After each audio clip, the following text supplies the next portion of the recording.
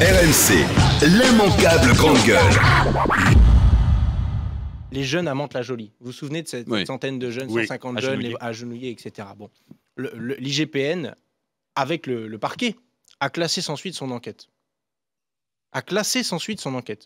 Alors, ils savent, pour pas trop perdre la face, qu'il y a un juge d'instruction qui a été désigné parce que les avocats, dont Harry Halimi, que je salue, qui est un des avocats de la Ligue des droits de l'homme, qui fait un excellent travail, a saisi le doyen des juges d'instruction pour avoir une ouverture d'une enquête. Donc il y aura une enquête qui se poursuivra à l'instruction. Mais le parquet, c'est le ministère public. C'est la voix du gouvernement. Et il n'est pas indépendant, selon vous, alors. Mais bien sûr, heureusement qu'il n'est pas indépendant sur un certain nombre Il suit une circulaire de politique pénale. Là où on lui demande d'être indépendant, c'est vis-à-vis des politiques sur des affaires individuelles. C'est ça qu'on lui demande. Décision, tout à fait. Donc, le parquet a pensé normal qu'il n'avait pas besoin d'enquêter sur l'affaire des jeunes de Mantes-la-Jolie. Moi, je trouve ça scandaleux. Pourquoi ?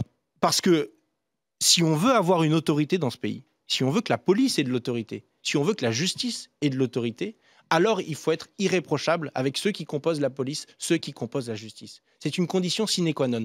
Vous savez, le ministère de l'Intérieur, écoutez-moi, le ministère de l'Intérieur, déjà à l'heure actuelle et depuis plusieurs années, est le ministère qui donne le plus de sanctions à ses agents, qui vire le plus d'agents de son propre ministère. Et il y a une raison à ça. Donc ça fonctionne. C'est qu'il y a un besoin d'être irréprochable. Non, parce que dès que vous montez le curseur, dès que vous arrivez à un niveau médiatique qui pourrait avoir des conséquences politiques, du coup, on ne fait plus la lumière, on passe son temps à mettre de l'obscurité. Parce que ça pourra atteindre qui ?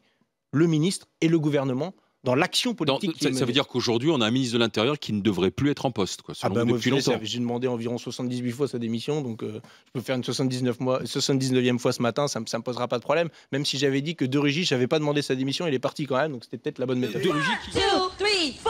L'immanquable grande gueule.